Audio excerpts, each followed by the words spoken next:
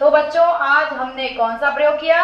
Gold leaf electroscope. यहाँ दिखाइए, gold leaf electroscope यानी स्वर्ण पत्र विद्युतदर्शी। विद्युतदर्शी है ये, सूक्ष्मदर्शी दूरदर्शी नहीं, विद्युतदर्शी। यानी हम आवेश को देख पाएंगे कि कर तो लिया सबने ना? देख भी लिया सबने?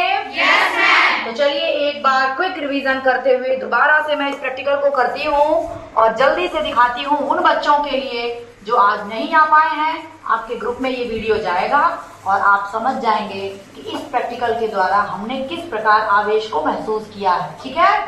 ठीक है, तो कर तो सबने लिया? चलिए बहुत बढ़िया। आज हम गोल्ड लीफ इलेक्ट्रोस्कोप के द्वारा होने वाली आवेश के असली रूप को दिखाएंगे, उसको देख पाएंगे कि हाँ वास्तव में आवेशित हुआ। अब आप आ जाए बेटा, इस पे दिखाइए, गोल्ड लीफ पे दिखाइए। ये देखिए, जैसे ही मैं इसके करीब लाती हूँ इसके पत्तों में क्या होता है, देखिए अंतर दिखाई दे रहा है। समझ में आ रहा है सबको? तो ये है गोल्ड लीफ इलेक्ट्रोस्कोप जिसको अभी हमारे सभी बच्चों ने बहुत अच्छे से किया है। सबको समझ में आ गया ना?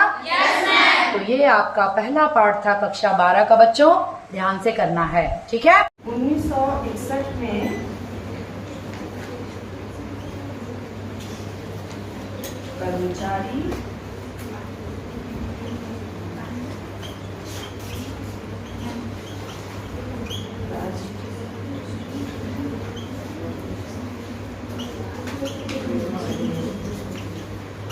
बीमा अधिनियम, जैसे 1948 का फैक्ट्री अधिनियम, 1951 का बागान श्रम अधिनियम, खदान हम लोग पढ़ रहे हैं वो क्या है, स्त्रियां और उनके कार्य से संबंधित मुद्दे और सरोकार। तो हमारा जो भारतीय संविधान है इसने महिलाओं के लिए समानता की गारंटी दी कि महिलाएं ठीक है ना। शहर को दो भागों में बांटा गया था, दुर्ग और निचला नगर। दुर्ग में विशेष लोग रहते थे और विशेष कार्य के लिए यहाँ पर जो भी भवन बने थे उसका उपयोग किया जाता था। और ये निचला नगर है। निचला नगर में आम लोग, मजदूर, व्यापारी और श्रमिक वगैरह रहते थे। तो इस तरह से ये आपका जो मोहनजोदड़ो का जो संरचना या नक्शा है ये दो भागों में बटा हुआ था, दुर्ग और निचला। 50 वर्ष तक की आयु में हम कहाँ रहते हैं? गृहस्थ आश्रम में व्यक्ति विवाह करता है और विवाह के उपरांत जितने भी हमारे संस्कार होते हैं उन संस्कारों की पूर्ति करता है। जो हमारे यज्ञ होते हैं उन यज्ञों की पूर्ति करता है। गृहस्थ आश्रम के बाद हम किस आश्रम में प्रवेश करते हैं? वानप्रस्थ आश्रम में। वानप्रस्थ आश्रम में हम कितने साल तक रहते हैं?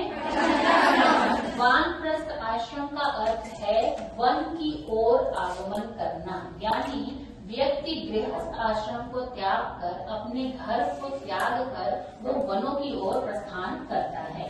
चौथा आश्रम हमारा कौन सा होता है? संन्यास। संन्यास आश्रम में व्यक्ति कितने वर्ष तक रहता है? 100 वर्ष तक। जब तक उसकी आयु पूर्ण न हो जाए तब तक व्यक्ति मोक्ष की प्राप्ति हेतु कौन से आश्रम में रहता है? संन्यास। अब हम आते हैं हमारे जो भारतीय समाज का तीसरा स्तंभ है जिसको हम वर्ण व्यवस्था कहते हैं। वर्ण व्यवस्था क्या होती है? वर्ण व्यवस्था में कितने प्रकार होते हैं? 4। कौन कौन से होते हैं? इसलिए चलाया गया, इसलिए ताकि हम अमेरिका और सोवियत संघ शीत युद्ध में जो 2 गुट बने हैं उसमें हमें शामिल नहीं होना था। हम अपनी स्वतंत्र विदेश नीति, अपनी संप्रभुता और अपनी स्वतंत्रता को बचा के रखना चाहते थे। ठीक, इसके लिए 3 लोगों ने मिलकर भारत के पंडित जवाहरलाल नेहरू, यूगोस्लाविया के जोसेफ ब्राज टिटो और कर्नल गमाल अब्दुल नासिर, इन 3 लोगों ने मिलकर इसकी नींव रखी। ठीक, यहाँ पर 1961 में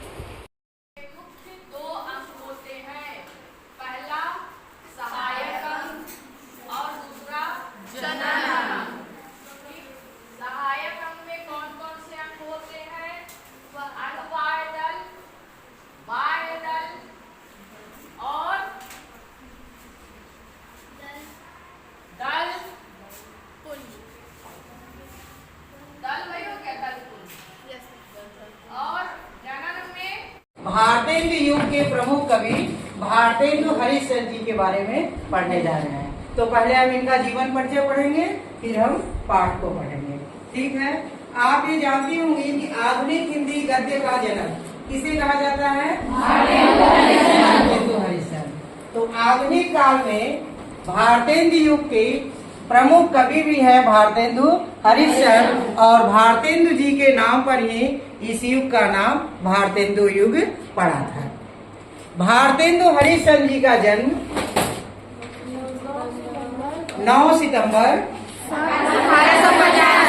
1850 ईस्वी को वाराणसी में ही हुआ।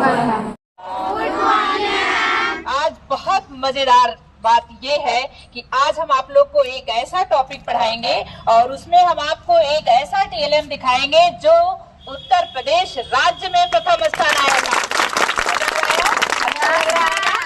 जानते हो इस टीएलएम का चैलेंज ये था, सबसे स्पेशल इसमें ये था कि आपके पास कॉपी भी नहीं होगी, किताब भी नहीं होगा, पेन भी नहीं होगी, लेकिन ये पूरा पोयम कैसे 9 से पोयम को पढ़ा जाता है, क्या क्या उसमें पढ़ना होता है, कैसे लिखना होता है, सब कुछ आप सीखेंगे। Are you ready? Yes ma'am. Let us start. मान लो यही है, इसको आप एकदम ये एक है, लेकिन अगर ये फाड़ दो बीच में से तो फिर सोचोगे कि ऐसे जुड़ पाए तो जुड़ेगा, ऐसा हो पाएगा? नहीं हो पाएगा ना। अब इसको जोड़ना होगा तो हम लोग क्या करेंगे? इसमें गांठ बांधोगे तब तो ये जुड़ जाएगा, तब तो ये जुड़ जाएगा। देखो गांठ लगा के जोड़ तो देंगे, लेकिन जुड़ेगा कैसे? ये फिर क्या पड़ गया इसमें? गांठ पड़ गई। उसी तरीके से यदि हमारा संबंध है अच्छा है, किसी से व्यवहार अच्छा है, तो उसे हमें संभाल कर चलाना चाहिए, निभाना चाहिए। उसमें किसी भी प्रकार से दरार नहीं आने देनी चाहिए, क्योंकि अगर चाहोगे भी संबंध फिर से बन जाए तो मन में कसक बैठ जाती है कि अरे ये तो कभी भी संबंध बिगाड़ सकते हैं, पहले जैसा संबंध नहीं हो पाता। इसलिए हमें अपने संबंधों को बचा करके संभाल करके चलना चाहिए। ठीक है।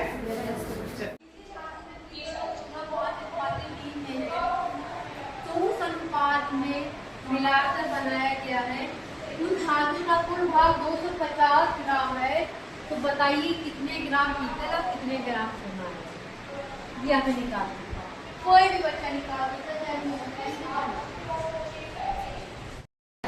भारत कौन से महाद्वीप में स्थित है? एशिया। एशिया महाद्वीप। Yes ma'am. पक्का? Yes ma'am. अब आज हम लोग जो पढ़ने वाले हैं वो भारत की स्थिति पढ़ने वाली। भारत की स्थिति कहाँ? दुनिया। कहाँ पर? दुनिया में। भारत की स्थिति दुनिया में माने पृथ्वी पर किस जगह भारत स्थित है? आई? एशिया तो महाद्वीप है बेटा, एशिया तो मैंने बताया महाद्वीप है, लेकिन दुनिया में भारत किस स्थान पर स्थित? जैसे आपने ये देखा, ये हम लोग ने ये देख रही रेखाएं, बड़ी रेखा, ठीक। तो कितनी प्रकार की अवस्थाएं होती है? तीन। Very good. कौन कौन सी? हाँ, ठोस, द्रव और गैस। ठीक। अब सबसे पहले समझते हैं कि तीन अवस्थाएं किस आधार पे विभाजित की गई है। कुछ आधार होगा, इनकी वजह से हमने तीन अवस्थाएं बना ली है। ठीक है।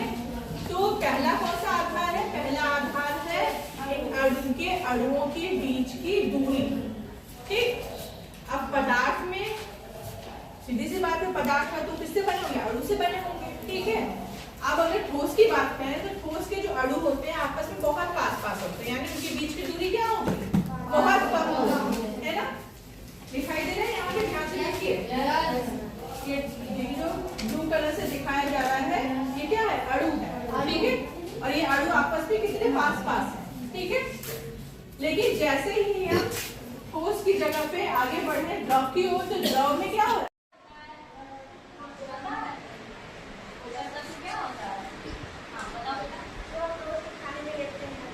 जो हम आहार खाते हैं या जो हम खाना खाते हैं, उस खाने के अंदर जो भी हमें न्यूट्रिएंट्स या पोषक तत्व मिलते हैं उससे क्या होता है? उससे क्या होता है? हमारे शरीर का जो है वो विकास होता है। ठीक है। जैसे पोषक तत्व के अंतर्गत 6 तरीके के बताए गए हैं। ठीक है, पहला पोषक तत्व जो है वो कार्बोहाइड्रेट होता है। ठीक, कार्बोहाइड्रेट जो है वो हमारा पहला पोषक तत्व है। दूसरा पोषक तत्व जो है वो है वसा। तीसरा आदि कवि संस्कृत साहित्यस्य आदि कवि का आसीत्। संस्कृत साहित्यस्य आदि कवि का आसीत्। संस्कृत साहित्य के आदि कवि कौन थे? आप बताइएगा। चलिए बताइएगा। संस्कृतस्य आदि कवि वाल्मीकि।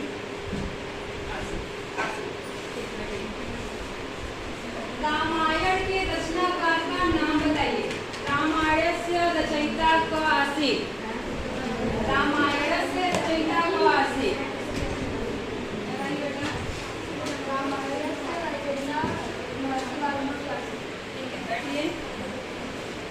प्राचेतस किसका नाम था? प्राचेतस कस्य नाम आसीत्?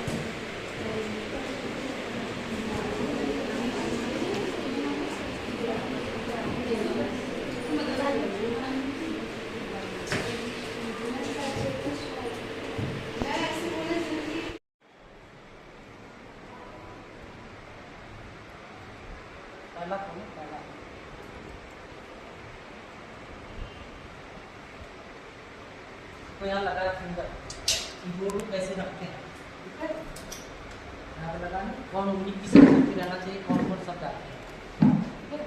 इस लगा लेफ्ट राइट, ठीक है। कौन कौन किस उंगली पे कौन कौन शब्द आते हैं, ये सारा इसी चार्ट से देख के, ठीक है। कैसे उंगली रखना है, एफ पे भार हुआ है, जेब पे भार, ठीक है। उंगली को इस तरह से रखना है, ठीक है। इसी एच दिया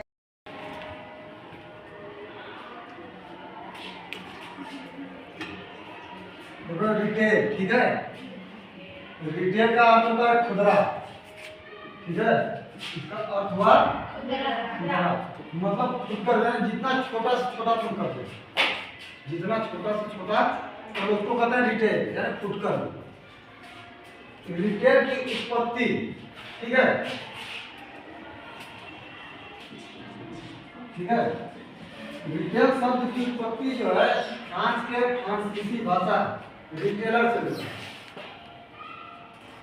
इसको लिख सकते हैं पर रिटेल शब्द की उत्पत्ति फ्रांस के फ्रांसीसी भाषा रिटेलर से हुई।